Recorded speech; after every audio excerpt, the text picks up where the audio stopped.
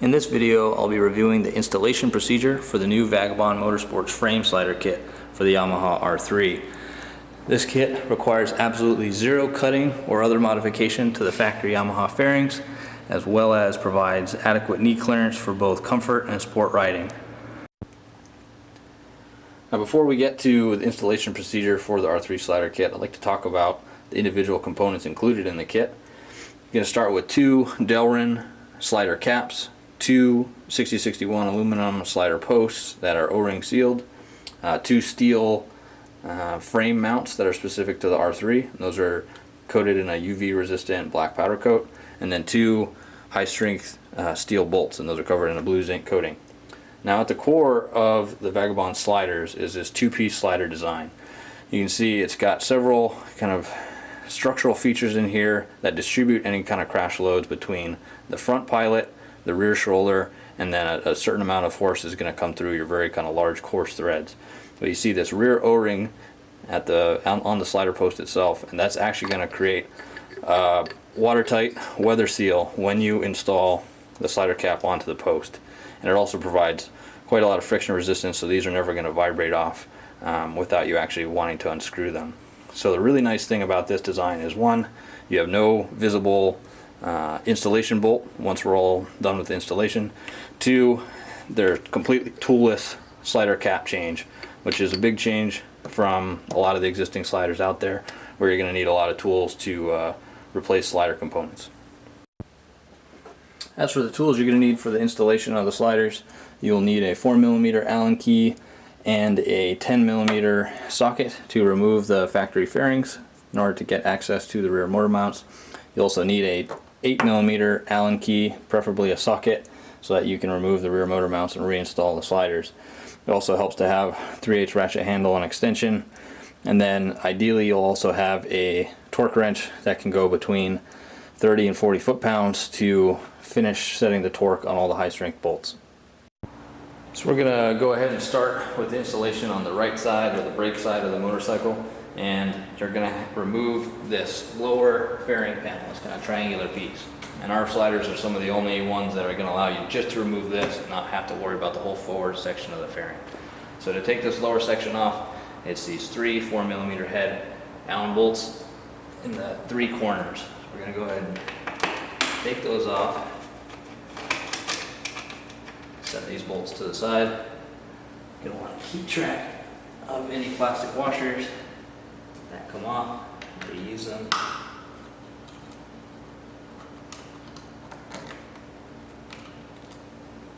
And the last forward bolt. Now, this fairing panel is a little tricky. This one also has a plastic washer on it to remove.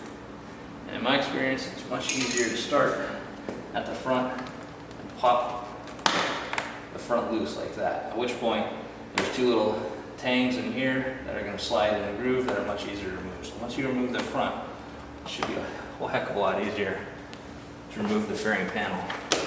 You're going to pop that forward, and I think it slides down and out. Set that side aside.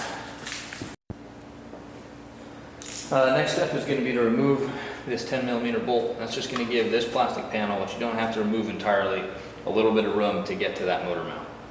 So that's going to be your 10mm socket. Break that on this side. Just hex that bolt. You'll see that gives you just a little bit of give, and that's all you need to get that bracket off.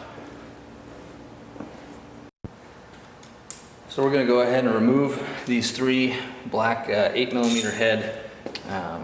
This is your rear motor mount. So we're going to remove those. And the torque on these is probably going to be pretty high from the factory, so you're going to need a ratchet. And all these bolts have washers under their head, so try not to lose those.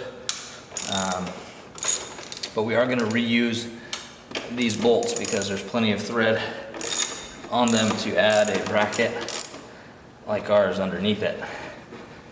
So our recommendation is that you do one side sliders at a time so that you're not releasing both your rear motor mounts. which can allow the motor to shift. So I'm going to do the right side, top to bottom, and then we'll move to the left side. So there's washers under the head of each of these, and as you'll see, the frame side bolts are much shorter, so as long as you know that you won't mix these up. Now at that point you're ready to install your right side frame bracket for the sliders. You can see there's a difference between the brackets as delivered, and they're going to match the hole pattern on the bracket. So for this one, it's got a tight 3-hole pattern. That's the bracket you're going to use, and you'll use the one with the wide 3-hole pattern on the left side. So the installation for the frame bracket is you're going to stack your new Vagabond bracket on top of the existing motor mount. And all you really have to be aware of is that you line up the 3 holes in the original motor mount with the 3 holes in the Vagabond bracket. And you can start these all by hand so that you don't worry about cross-threading by just immediately starting to thread them in. And once again, the longer bolt is going through your front hole, and that you're just going to have to align to the motor.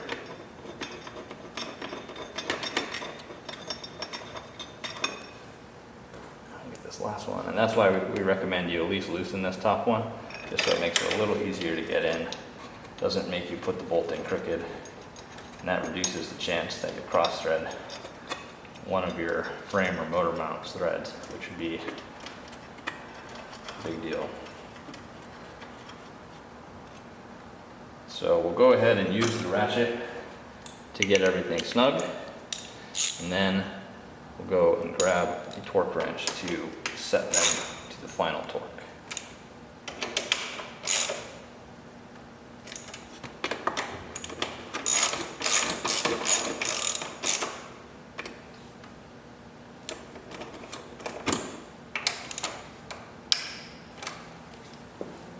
So our recommendation for these existing bolts, these 3 M10 bolts, these are existing high-strength steel bolts. So we'll take them back to the factory recommendation, which we don't have the service manual for the R3 yet, but most Yamaha motor mounts of this style are to 45 Newton meters or 33 foot-pounds.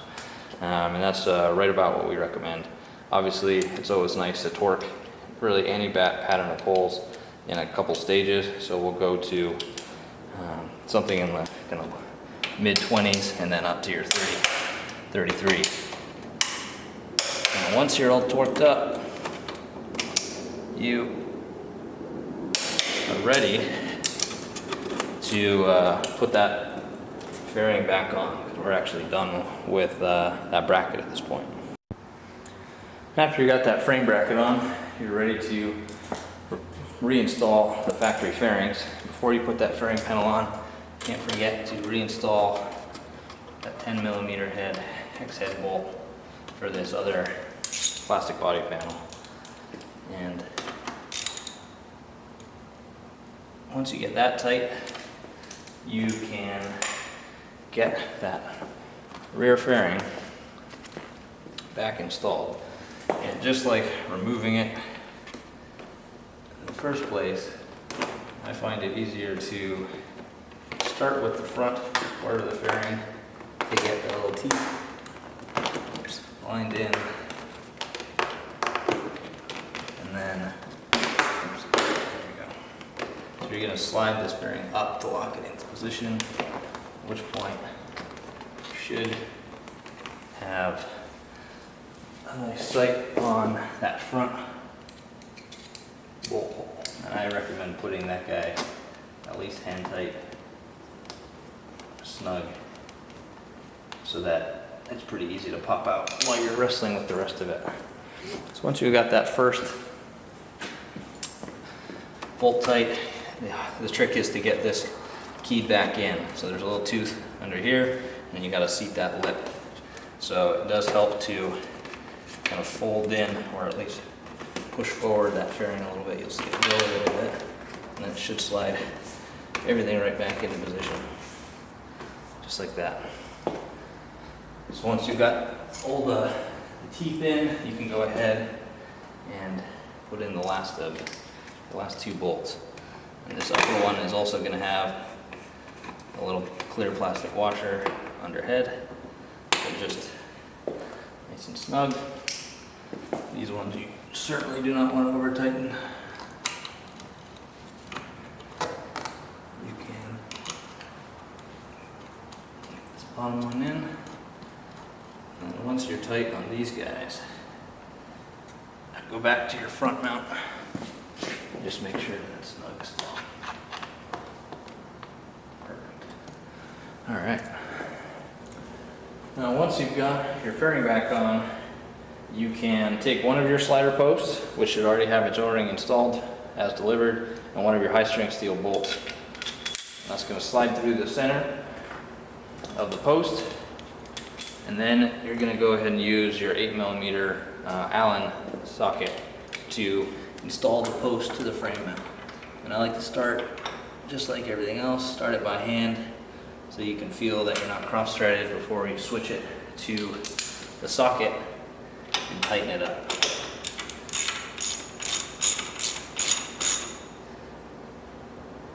And just like the frame mounts, we recommend you torque your post mounts, and you can actually go higher because this is a higher strength setup, to 40 foot-pounds. And that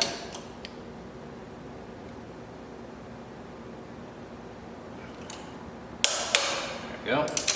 It's going to give you a very rigid slider post. And the last step to finish the whole install is to screw on your slider caps. So you can tell it's going to get pretty hard to install once you get to the O-ring part, and just go till it gets very tight and two-hand snug, and you're done. And shouldn't have any interference anywhere on the fairings. You should see clearance all around. So once you've got the slider installed, one of the things I'd like to point out is a lot of sliders that are also on the market for this bike place the slider kind of way up in this pocket, and ours, we've pushed them down about as far as reasonably can go from a structural standpoint. And one of the reasons we've done that is when the sliders are up here, at least for my frame, which is kind of 5'10", and a normal kind of 30-inch inseam, your knees are right where the sliders go, especially once you sit down, even with the stock rear sets. So we think it's really important that you get those sliders down away from your knees so that you can comfortably ride the bike, both on the street and then in a kind of aggressive manner in the canyons.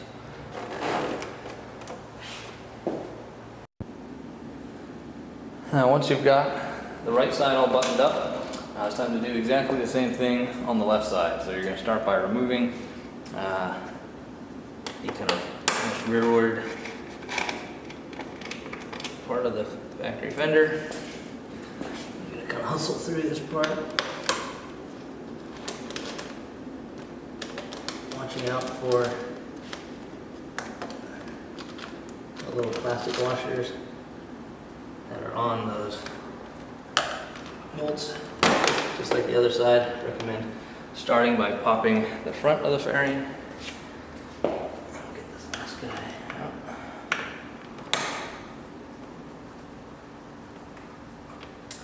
Now on the left or shifter side, fairing panel, set that aside. Instead of a 10mm bolt, you have a 10mm nut. Exactly the same thing applies. Get your 10mm socket head or hex head socket and remove that nut. And that is to do exactly the same thing as it did on the right side, which is allow you to pull that forward and a little bit up even, and that gives you space or access, a lot better access to those 3 rear motor mount bolts. So once you've got that, you can go ahead and loosen the 3 8mm head bolts, that are your other rear motor mount. And this is why we do one side at a time, so that as you're loosening one, the other side is there to prevent the motor from moving, and in that case, all your bolts should line up pretty easily. So we'll get that third one loose.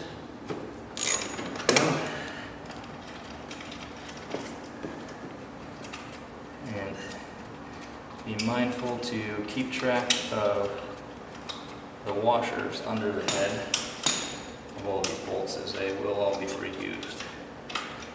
Now the one extra thing that is here on the left side is your coolant overflow, and our bracket will kind of run alongside of it, but it won't, should not interfere with it otherwise. So let's get that last guy out, and we'll go get, and you can see their spacer is welded into the backside's bracket, so you can't really lose that. We'll go get the other bracket and install that now. Now, just like the first side, you're going to take your factory bracket and you're going to stack on top of that your new slider bracket, and you're going to reuse your factory screws or your factory bolts. And it's much easier to start, get one of them started by hand before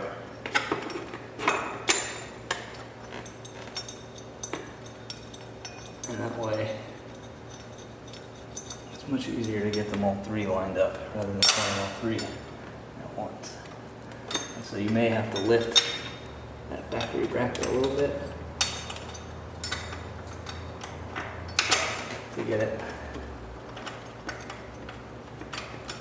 back lined up where it's supposed to go. Sometimes using not the ratchet end but just the extension end, that's kind of a screwdriver, helps a lot.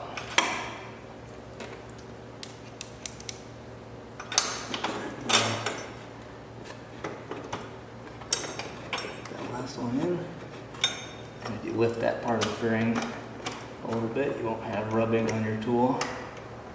So once you get them all started by hand, you'll see we don't want to force that bottle anywhere, so it's kind of in its natural position, and that is ready to get snugged up with the ratchet at this point.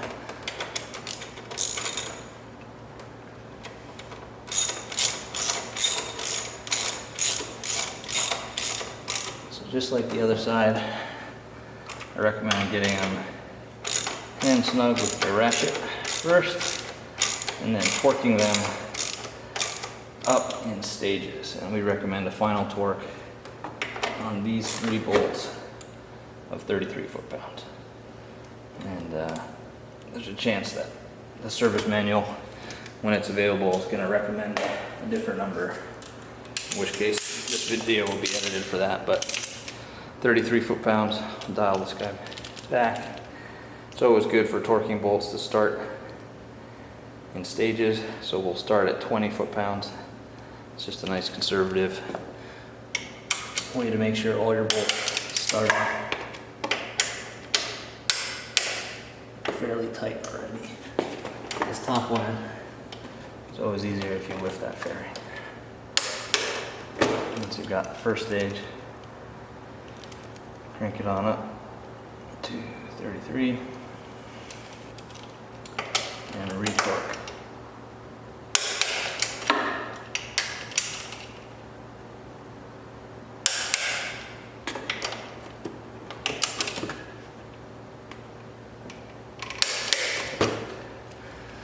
Now at that point, you are ready to, just like the first side, you don't have to do the rest of the slider part yet, and you can actually go about your business putting your fairing back together.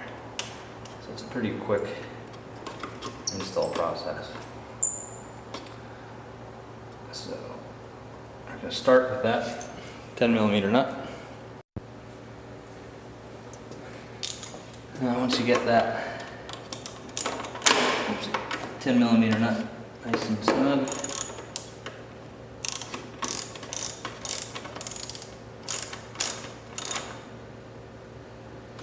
you can get that lower fairing panel back on. Step aside over here. You get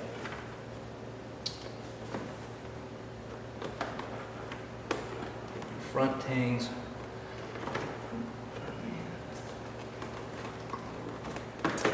Load it in. Front.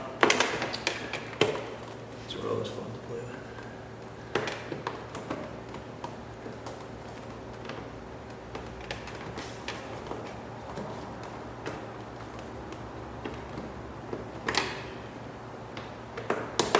There. Once you get them in their hole, and leave that front bracket lined up, you slide that fairing up, and that's what keys that whole section of panels together.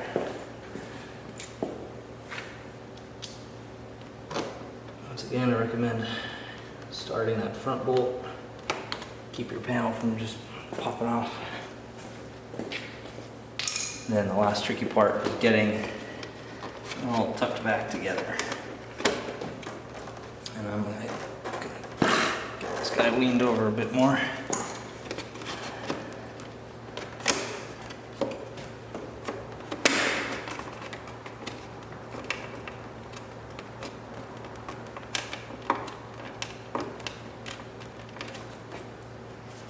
And sometimes you just gotta try it a couple different ways, but you should feel everything click in, and then all your gaps should kind of disappear.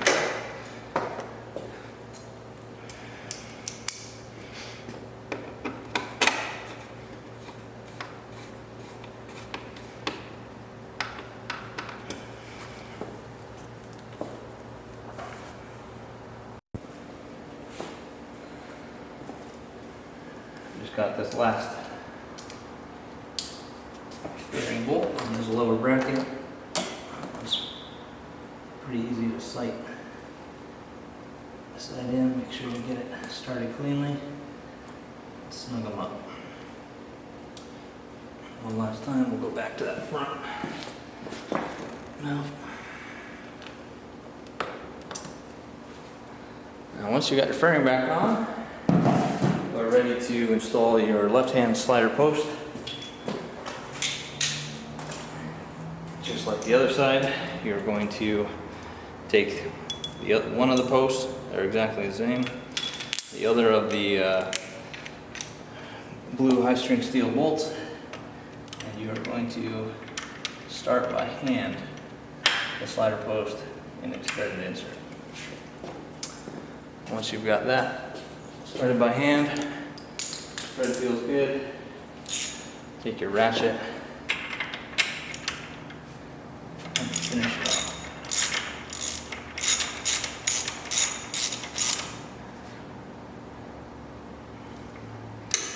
And because we're going into a very strong steel threaded insert, we can actually dial up the torque to this up to 40 foot-pounds. That's our recommendation for the slider post bolt. That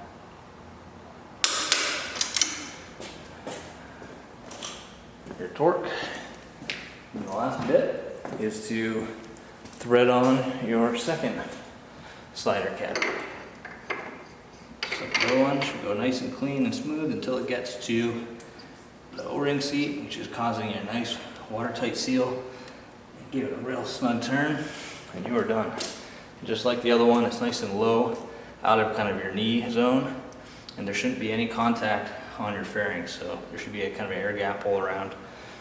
And that's it for the slider installation. Now with that, our installation procedure is complete. I'm going to give you a quick walk around of the bike with sliders installed on both sides. You should be able to see the nice tight air gaps all the way around your factory fairing, so there's no rubbing. Fit and finish on these parts is extremely high, with finishes that should match the factory bike very closely in terms of the satin black powder coat on the steel brackets, the black anodized on the machined aluminum components, and then the machine turned Delrin components all kind of fit in with a very factory appearance. I want to thank you guys for watching this video. Check us out either on our website, www.vagabondmotorsports.com, but our product can also be found on Amazon and eBay. Thank you very much.